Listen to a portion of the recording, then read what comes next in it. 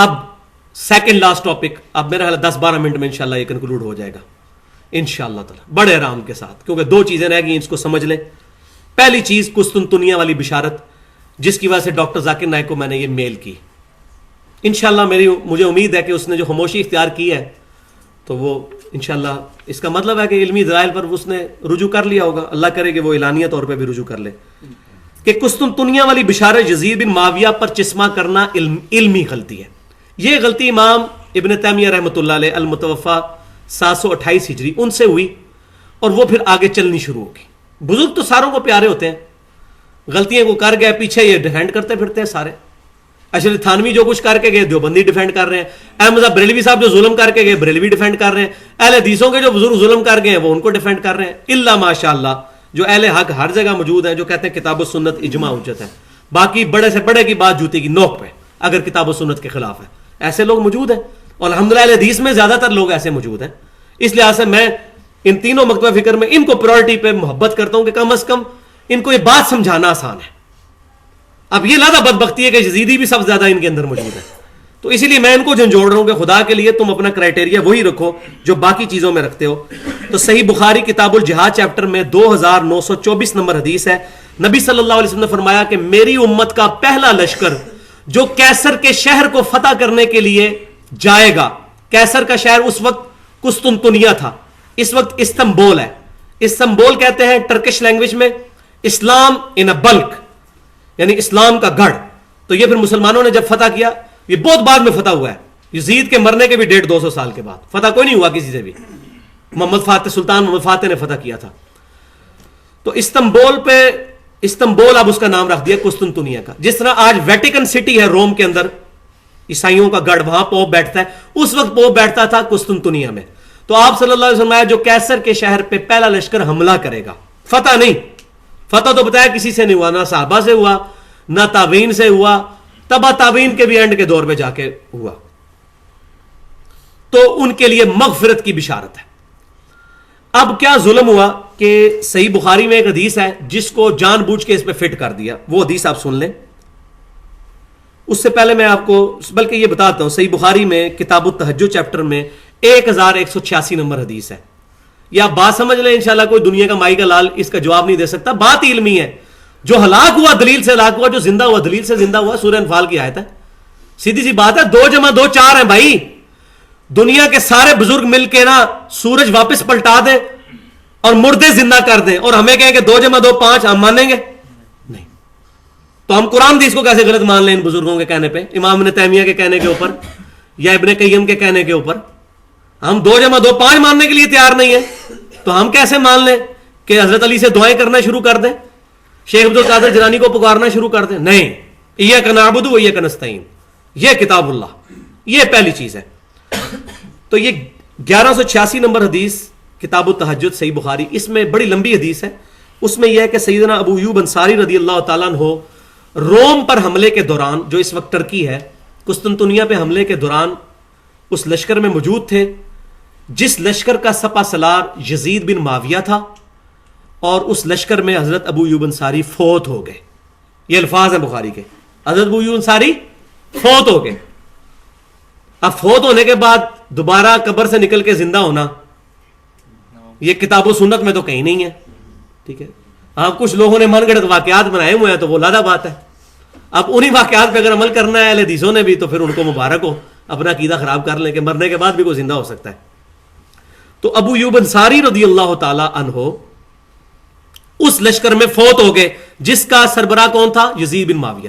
تمام اسماء و رجال کی کتابیں اٹھائیں، ابو ایوب انصاری 54 ہجری میں فوت ہوئے ہیں، 54 ہجری میں. اور وہ 7واں لشکر تھا، جو اس میں بخاری نے لکھا 7واں تھا، وہ میں بتاتا ہوں کیسے پتا چلا 7واں تھا. یہ تو میں ثابت کر دوں گا پہلا کوئی نہیں تھا، کیونکہ پہلے کا تذکرہ بھی حدیث کی کتاب میں موجود ہے. سنن نبی داؤد کے اندر یہ حدیث اٹکی ہوئی ہے ناسبیوں کے گلے میں. اس کو ضعیف بھی نہیں کہہ سکتے اور تھوک بھی نہیں سکتے، نگل بھی نہیں سکتے. الحمدللہ امام ابو داؤد رحمۃ اللہ علیہ پہ اللہ کی کروڑوں رحمتیں، انہوں نے یہ حدیث لکھ دی.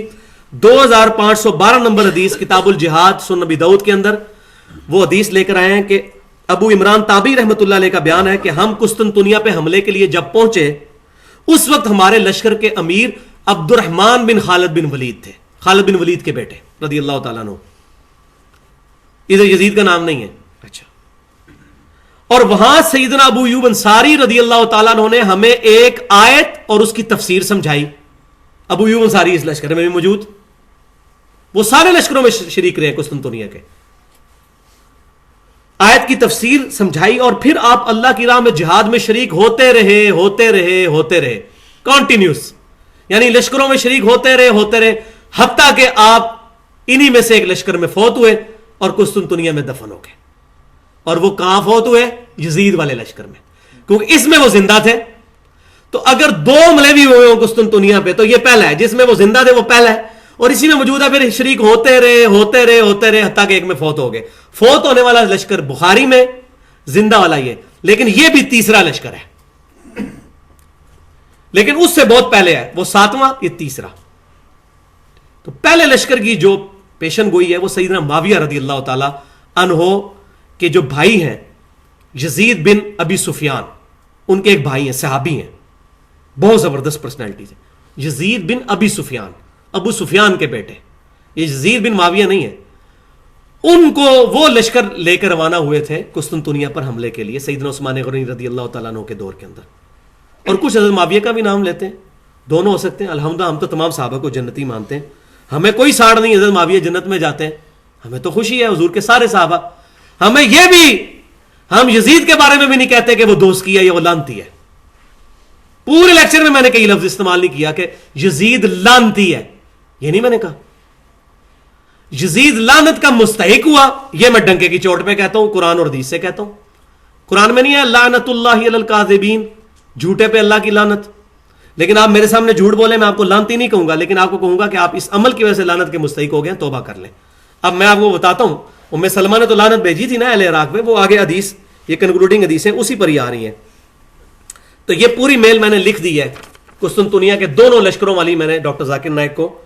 تو اللہ تعالیٰ ان کی عمر دراز کرے. اس وقت اللہ کی حجت ہے دنیا پہ, لیکن پیغمبر نہیں, غلطی ان سے ہو سکتی ہے, اور میں ان سے بڑی محبت کرتا ہوں الحمدللہ اس مسئلے میں. تو یہ 54 ہجری کے اندر یہ معاملہ ہوا. تو یہ میں نے آپ کو کلیئر کر دیا لشکر والا. اب آخری جو باتیں تھیں, میں نے کہا تھا 12 منٹ لگیں گے, ان میں سے 7 منٹ گزر چکے ہیں, انشاءاللہ 5-7 منٹ میں یہ بات بھی ختم ہو جائے گی. وہ یزید کے 3 سیاہ کارنامے سن لیں آپ حدیث کی کتابوں سے, جو اس کے فضائل سناتے ہیں نا. تو اب ہم نے چاہا کہ حسینیت بیان کرنی ہے تو اس کے ذرا کارنامے سنائیں کہ اس نے کیا کیا کارنامے کیے ہیں. پہلا کارنامہ سنیں, صحیح مسلم میں کتاب الحج چیپٹر میں 3245 نمبر حدیث ہے کہ اس نے, یزید نے عبداللہ بن زبیر رضی اللہ تعالی عنہما, جو حضرت زبیر اشرا مشرا کے بیٹے ہیں اور وہ بھی بنو امیہ کے خلاف تھے, انہوں نے مکے کے اندر حکومت قائم کر لی تھی, ان کو شہید کرنے کے لیے, شہید تو نہیں کر سکے اس وقت کیونکہ یزید مر گیا تھا پیچھے, 64 ہجری کے اندر صحیح مسلم کے اندر موجود ہے کہ اس نے مکے کے اوپر چڑھائی کی, خانہ کعبے پر منجنیق سے پتھر پھینکے. یہ مسلم کے الفاظ ہیں بھائیو, تاریخ کی روایت نہیں ہے, یہ ابن تیمیہ کی لکھی ہوئی تاریخ نہیں ہے, یہ حدیث کی کتابیں ہیں. یہ صلاح الدین یوسف صاحب کی وہ گستاخانہ کتاب نہیں ہے اسانیہ کربلا والی, جس میں ساری جھوٹی روایتیں جمع کر دی ہیں. یہ حدیث صحیح مسلم کی میں پڑھ رہا ہوں. خانہ کعبے پر چڑھائی کی, منجنیق سے پتھر پھینکے, خانہ کعبے کا غلاف جل گیا. وہاں جو 2 سینگ تھے, جو حضرت اسماعیل علیہ السلام کی قربانی کے لیے مینڈا اترا تھا, اس کے سینگ پچھلے تقریباً 3500 سال سے وہاں موجود تھے, وہ بھی جل گئے اس کے اندر. لیکن میں آپ کو ایک بات یہاں ایمانداری سے کر دوں, صلاح الدین یوسف صاحب کو یہ میرا پمفلٹ پہنچا ہے, ان کا ریٹن میں جواب موجود ہے کہ میرا عقیدہ وہی ہے جو اس میں لکھا ہوا ہے. تو میں نے ان کی چونکہ ایک غلط بات کی, ان کی کتاب غلط چل رہی تھی, تو میں ساتھ ان کی اچھی بات بھی کروں کہ انہوں نے میرا پمفلٹ پڑھ کے رجوع کر لیا. اور یہ وہ بندہ ہے کہ سعودی عرب سے جو قرآن کی تفسیر جس کی چھپ رہی ہے, ذالک فضل اللہ یؤتی من یشاء. علم کسی کی وراثت نہیں بھائی, وہ مجھ سے 50-60 سال بڑے ہیں عمر میں, ٹھیک ہے. واللہ انہوں نے اس کو پڑھ کے کہا اس میں کئی حدیثیں جو میرے علم میں ہی نہیں تھی, کہ حضرت معاویہ رضی اللہ تعالیٰ عنہ کے فوجی نے عمار بن یاسر کو قتل کیا تھا. کہتے ہیں مجھے پتہ ہی نہیں تھا. اور بخاری مسلم میں حدیث ہے کہ عمار بن یاسر کو باغی جماعت قتل کرے گی. وہ آپ پڑھ لیجئے گا, میں وہ ایک ادھر بات سن لیں, ایک پورا لیکچر میں اس پہ بھی دوں گا انشاءاللہ تعالی جب زندگی رہی اور یہ ہضم ہو گیا. اور وہ لیکچر ہوگا رافضیت اور ناسبیت کے اوپر. ابھی میں صرف یزیدیت کے اوپر ایڈریس کر رہا ہوں, اس پہ پھر میں سارے طرف کے پول بھی انشاءاللہ تعالی اللہ نے زندگی دی تو کھولوں گا, تو یہاں پر یہ 64 ہجری کا پہلا کارنامہ. دوسرا کارنامہ واقعہ ہرا، مشہور واقعہ. یہ واقعہ ہرا کیسے ہوا؟ جب مدینے میں خبر پہنچی کہ سیدنا حسین کو شہید کر دیا گیا، جو میں نے شروع میں کہا کہ حضرت حسین کے فوارے کی ضرورت تھی کہ امت جاگتی، جاگی بھی امت. انہوں نے کہا ہم یزید کی بیعت توڑتے ہیں جنہوں نے کی ہوئی تھی. کئی تو ویسے نیوٹرل ہو گئے تھے، بغاوت کر دی انہوں نے. انہوں نے کہا ہم عبداللہ بن زبیر کی بیعت کریں گے. 63 ہجری کے اندر واقعہ ہرا پھر ہوا، شرمناک ترین واقعہ، جو امام ابن تیمیہ رحمۃ اللہ علیہ بھی اپنی زبان اس پر نہیں روک سکے. انہوں نے بھی لکھ دیا شرمناک ترین واقعہ. مسجد نبی میں 3 دن تک گھوڑے باندھے گئے، لیدیں کرتے رہے، نماز نہیں ہوئی وہاں پہ. اہل مدینہ کو لوٹا گیا. البدایہ والنہایہ تاریخ ابن کثیر پڑھیں، 1000 عورتوں کے ساتھ. میں اس کی صحت میں نہیں پڑھتا، نہ میں اس کو دلیل بناتا ہوں، میں ویسے مسلم سے حدیثیں پیش کروں گا. لیکن جن کے لیے ابن کثیر بہت بڑی پرسنالٹی ہیں، ان کے لیے یہ بہت بڑے پھکی ہے کہ 1000 صحابیات اور تابعات عورتوں کے ساتھ یزید کی فوجوں نے زنا کیا اور حامی بچے پیدا ہوئے. اب بادشاہ والا سلسلہ ہی نہیں تھا اس وقت. یہ ابن کثیر نے لکھا ہے، امام ابن تیمیہ کے شاگرد نے، تاریخ ابن کثیر میں. تو اس کو چھوڑ دیں، یہ میری دلیل نہیں ہے، کوئی اس کو پکڑ کے تو تاریخ پکڑنا شروع کر دیں. میری دلیل یہ ہے، بخاری اور مسلم کی کتنی حدیثیں واقعہ ہرا کے بارے میں کہ یزید کی فوجوں نے قتل عام کیا مدینے میں، کیونکہ انہوں نے بیعت توڑ دی تھی یزید کی. انہوں نے کہا نبی کے نوازے کو شہید کر دیا ظالموں. حدیث صحیح بخاری میں کتاب التفسیر سورۃ المنافقون کی تفسیر کے اندر انٹرنیشنل نمبر کے مطابق 4906 نمبر حدیث ہے، کھول کے پڑھ لیں کہ واقعہ ہرا کے دوران جب مدینے والوں کو لوٹا گیا کتنے صحابہ شہید ہو گئے. حضرت انس حضور کے غلام، 10 سال حضور کو وضو کروایا، زندہ تھے. یہ ساری چیزیں دیکھنے کے لیے بیچارے اتنے غمگین ہوئے کہ یار صحابہ کو شہید کر دیا ان ظالموں نے. تو زید بن ارقم نے خط لکھا. یہ وہی زید بن ارقم ہے جنہوں نے غدیر خم کی حدیث بیان کی ہے. انہوں نے کہا انس بن مالک آپ غمناک کیوں ہوتے ہو؟ کیا اللہ کے نبی نے ہمیں نہیں کہا تھا کہ میری وفات کے بعد انصار کے ساتھ ظلم کیا جائے گا؟ یہ اہل مدینہ انصار ہی ہے نا. بخاری مسلم کے الفاظ ہیں، انصار میں دیکھ رہا ہوں تمہارے گھروں پر فتنے بارش کی طرح ٹپکتے ہوئے مدینے میں، میرے بعد صبر کرنا یہاں تک کہ حوض کوثر پہ مجھے آ کے ملنا. تم پر ترجیح دی جائے گی دوسرے لوگوں پر، تم پر ظلم کیے جائیں گے، لیکن صبر کرنا. پوری دنیا ایک راستے پر چلے، انصار دوسرے راستے پر، میں انصار کے ساتھ ہوں، میرا جینا مرنا انصار کے ساتھ ہے. اسی لیے تو حضور مدینہ شریف میں دفن ہوئے ہیں، ورنہ مکے کے ساتھ حضور کے 55 سال مکے میں گزرے تھے، پیار تھا. ان ظالموں نے ان کے ساتھ یہ ظلم کیا، مدینے کی حرمت پامال کی، قتل عام کیا، لوٹا. اور آپ صحیح مسلم کی حدیثیں پڑھ کے دیکھ لیں. اب یہ آ گیا وہ فتویٰ، نبی صلی اللہ علیہ وسلم کا فتویٰ، جس نے اہل مدینہ کو ڈرایا اور دھمکایا، اہل مدینہ میں کوئی بدعت جاری کی، اس پہ اللہ کی لعنت، اللہ کے فرشتوں کی لعنت، تمام لعنت کرنے والوں کی لعنت. یہ مسلم کے الفاظ ہیں. اب میں نے لعنت بھیجی ہے، جس نے کام کیا، جس کو فٹ اس کو گفٹ ہو گیا، جس کو حدیث فٹ اس کو گفٹ. یہ صحیح مسلم کے الفاظ ہیں. میں حدیثیں پوری نہیں پڑھ سکتا. انٹرنیشنل نمبرنگ کے مطابق فضائل مدینہ کے چیپٹر میں 3339 3319 3323 3330 سے لے کے 3333 تک کتنی حدیثیں مسلم کی ہیں. اور صحیح بخاری کی میں آپ کو حدیث بیان کر چکا. اس کے علاوہ صحیح بخاری میں اور حدیثیں سن لیں، 2604 2959 4024. ٹھیک ہے، 4024 میں تو سعید بن مسیب کہتے ہیں کہ جب حضرت عثمان کا قتل ہوا کوئی صلح حدیبیہ والا باقی نہیں رہا، کوئی بدری صحابی باقی نہیں رہا سوائے چاند کے. اور جب یہ واقعہ ہوا، واقعہ ہرا، تو کوئی صلح حدیبیہ والا بھی باقی نہیں رہا. یہ بخاری ہے. تو الحمدللہ امام بخاری امام مسلم ہماری طرح حسینی تھے پکے، الحمدللہ کوئی یزیدی نہیں تھے، ورنہ وہ یہ چیزیں چھپا جاتے اگر ایسی بات ہوتی. تو یہ بات ہوگی. یہ 2 کارنامے میں نے بتائے، مکے کے اوپر چڑھائی، مکہ بھی مدینے کے اوپر چڑھائی، اس کا حرمت کو پامال کرنا. اور صحیح مسلم کے الفاظ ہیں کہ جس نے اہل مدینہ کو ڈرایا اور دھمکایا، اللہ تعالیٰ اس طرح پگھلائے گا اس کو جیسے نمک پگھل جاتا ہے. اور یزید within 2 years یزید کی حکومت ختم ہو گئی، مر گیا، جو اس نے اہل مدینہ کے ساتھ ظلم کیا واقعہ ہرا کے اندر. اور تیسرا اور آخری جرم جو یزید کا سب سے بڑا جرم، انڈائریکٹلی سیدنا حسین رضی اللہ تعالیٰ کی شہادت میں وہ انوالو ہے. اور یہ میں اب بخاری پڑھنے لگا ہوں، جس کے اوپر محمود احمد عباسی نے کہا تھا بخاری گدھے نے بھی یہ حدیث لے لی ہے، ولیعاذ باللہ. شیخ زبیر علی زئی صاحب کے شاگرد ہیں ڈاکٹر جابر دامانوی، पूरी जिंदगी यजीदी रहे हैं. सिर्फ महमूद अहमद अब्बासी का यह फिक्रा उन्होंने खुद सुना है. यह फिक्रा सुन के उन्होंने तहकीक की और हुसैनी हुए. 50 पंफलेट कराची उन्होंने मुझसे ये वाले मंगवाए हैं, और मुझे कहते हैं बेटा तुमने समुंदर कूजे में बंद कर दिया ये वाला पंफलेट 4 सफों में.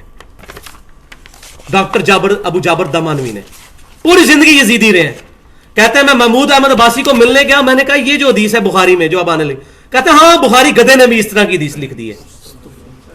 इन गधों के पीछे अहले हदीस चल के तो हज़रत हुसैन के बारे में और यजीद के बारे में बातें कर रहे हैं और यजीद को बशारतें सुनाते फिर रहे हैं, और एक पूरी जमात है जो यजीदियत लेके खड़ी हुई है. जुल्म की इंतहा है. ये लोग तो बुखारी मुस्लिम को मानने वाले ही नहीं थे. इन मुनकरीन हदीस के पीछे हम लोग चले. तो ये अब आखिरी बात जो मैंने करनी थी, यजीद बिन माविया का तीसरा जुर्म. सही बुखारी इंटरनेशनल नंबरिंग के मुताबिक 3748 नंबर हदीस,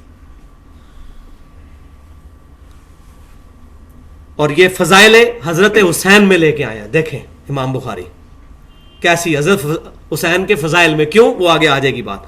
और जामिया तिरमिज़ी में इंटरनेशनल नंबरिंग के मुताबिक 3778 नंबर, वो भी हजरत हुसैन के फजाइल में हदीस लेके आए. अनस बिन मालिक कहते हैं कि मैं वहीं मौजूद था. बुखारी के अल्फाज हैं, सैयदना हुसैन का सर लाकर उबैदुल्लाह इब्न ज़ियाद कूफे के गवर्नर के सामने, कूफी नजदी के सामने लाके रखा गया, यजीद के चहीते गवर्नर के सामने. वो छड़ी से हजरत हुसैन के होठों को यूं छेड़ने लगा. देखो जालमों को शर्म करो, या करो. एक बंदे को तुमने इस हद तक पहुंचा दिया, अब भी तुम्हारी तसल्ली नहीं हो रही. और कुछ उनकी शक्ल मुबारक के ऊपर कमेंट्स करने लगा.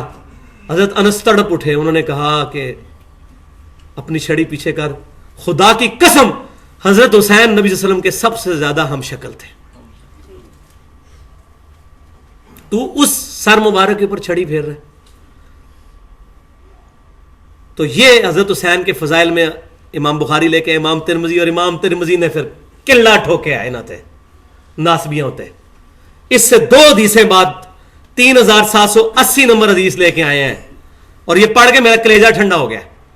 इब्ने उमैर का बयान है, कहते हैं कि मैंने उबैदुल्लाह इब्न ज़ियाद के सामने हजरत हुसैन का सर देखा था, और फिर अल्लाह ने मुझे 7 साल के बाद वो मंजर दिखाया कि उबैदुल्लाह इब्न ज़ियाद का सर और उन तमाम खबीसों का सर जिन्होंने हजरत हुसैन को शहीद किया था, मुख्तार सखवी ने सबको कत्ल करवाया ना, उनके सर ला के कूफे की मस्जिद में रखे गए, जहां के गवर्नर थे. हमसे पावरफुल कौन है?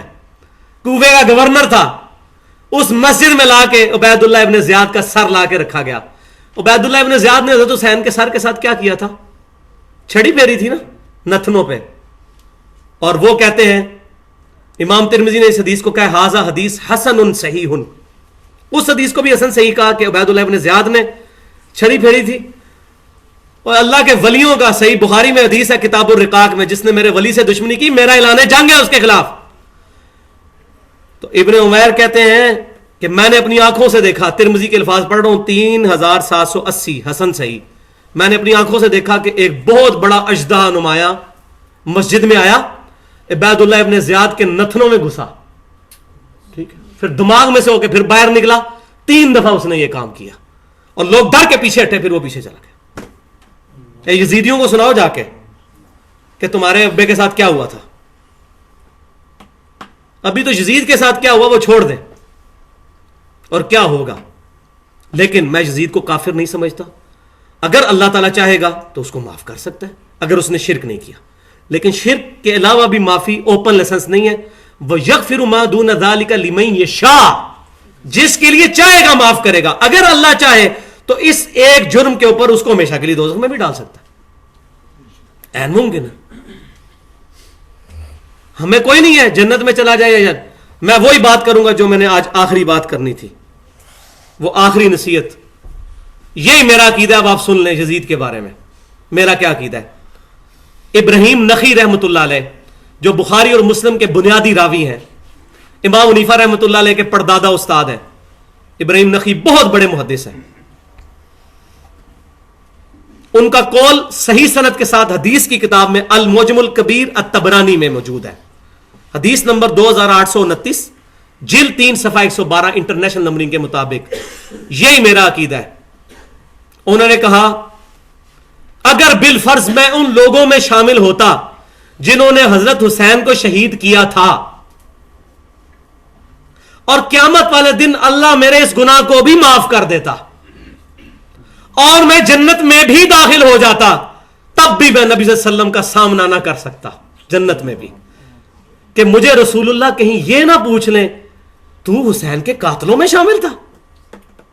یہ امام ابراہیم نخعی کا قول ہے، اس کو ہم نے آخری نصیحت کے طور پہ اس پہ ڈالا ہے، اس پمفلٹ پہ آخری نصیحت، یزید کے 3 کارنامے اور یہ آخری نصیحت، اور یہی میری نصیحت ہے۔ نہ ہم حضرت حسین کے قاتلوں کے ساتھ ہیں، نہ قاتلوں کا دفاع کرنے والوں کے ساتھ ہیں، نہ یزیدیوں کے ساتھ، نہ ناصبیوں کے ساتھ۔ اہل سنت کا منہج الحمدللہ واضح ہے، کتاب و سنت اجماع کو حجت مانتے ہیں، اور جہاں کتاب و سنت اجماع میں کوئی چیز نہ ملے اجتہاد کرتے ہیں، لیکن کتاب و سنت اجماع کے خلاف نہیں۔ ہمارے پورے منہج پڑے ہوئے ہیں، ہمارے تمام ویڈیو لیکچرز جو ہے، ہماری جو ویب سائٹ ہے ابھی انشاءاللہ لانچ ہونے والی ہے، اس کا نام بھی آپ سن لیں، انشاءاللہ عنقریب ہو جائے گی، اہل سنت پاک.com کے نام سے، www.ahlsunnatpak.com۔ اہل سنت کے وہی سپیلنگ ہیں جو عام طور پر چل رہے ہیں، AHLESUNNATPAK فار پاکستان.com۔ یہ ہماری انشاءاللہ ویب سائٹ لانچ ہو جائے گی، یہ سارے لیکچرز وہاں پہ رکھے ہوں گے۔ فی الوقت ہمارے تمام لیکچرز یوٹیوب کے اوپر پڑے ہوئے ہیں، www.youtube.com/user/720085 720085۔ گوگل میں بھی آپ لکھیں 720085 چینل آن یوٹیوب، تو ڈائریکٹ یہ چینل کھل جائے گا، اس کے اوپر یہ چیزیں موجود ہیں۔ انشاءاللہ ہم اپنی ویب سائٹ کے اوپر تمام پمفلٹ رکھیں گے، امام کعبہ کی آواز میں تلاوت اور ترجمہ رکھیں گے، ویڈیو لیکچرز، اسلامک ڈاکومنٹریز رکھیں گے انشاءاللہ، تاکہ دنیا میں کہیں بھی کوئی بندہ اس کو اپروچ کر سکے۔ تو انشاءاللہ تعالیٰ ابھی اس کا تقریباً فائنل ہو چکا ہے، امید ہے کہ اس کو ہم لانچ کر دیں گے۔ اور یہ آخری بات اس کانٹیکسٹ میں آپ سن لیں کہ مجھے ایک بندے نے پوچھا جی آپ نے 720085 کیوں رکھا ہوا ہے اس کا؟ تو اس وقت تو ہم لوگوں نے رینڈملی رکھا تھا، لیکن اب میں نے اس کی نسبتیں بھی ڈھونڈ لی ہیں، 720085، کیونکہ ہم بریلوی رہے ہیں 31 سال، نسبتیں تو ہمیں پتہ ہے کیسے بنانی ہے، ٹھیک ہے۔ 720085 کیا ہے؟ 72 فرقے، 0000 ہیں، کوئی نہیں، وہ 73واں فرقہ نہیں ہے، وہ طائفہ منصور ہے، حضور نے فرمایا ایک گروہ رہے گا حق پر، تو 72 فرقے 00، کیونکہ 72 میں 2 ڈیجٹ ہے 00، اور 8 ہے جنت کے 8 دروازے ہیں، صحیح بخاری مسلم میں حدیث ہے، جو وضو کے بعد پڑھے اشہد ان لا الہ الا اللہ وحدہ لا شریک، 8 دروازے جنت کے کھل جائیں گے، اور 8 دروازے جنت کے، اور جنت تک پہنچنے کے لیے 5 تن پاک کا راستہ، 5 720085۔ تو یہ الحمدللہ میں نے اس کا ایک سولوشن بھی جو ہے وہ پیش کر دیا ہے۔ یہ کوئی شرعی دلیل نہیں ہے، یہ منطق کے حساب سے، اس کو کوئی کتاب و سنت کی دلیل نہ سمجھے، یہ جسٹ فار انفارمیشن ہے۔ سبحانک اللہم و بحمدک، اشہد ان لا الہ الا انت، استغفرک و اتوب الیک۔ اللہ نے جو حق بات ہمارے منہ سے نکالی ہمارے دلوں میں راسخ فرمائے، جو باطل بات ہوئی ہمارے دلوں سے معاف کر دے، کتاب و سنت اور اجماع کو حجت ماننے کی توفیق عطا فرمائے۔ وما علینا الا البلاغ المبین۔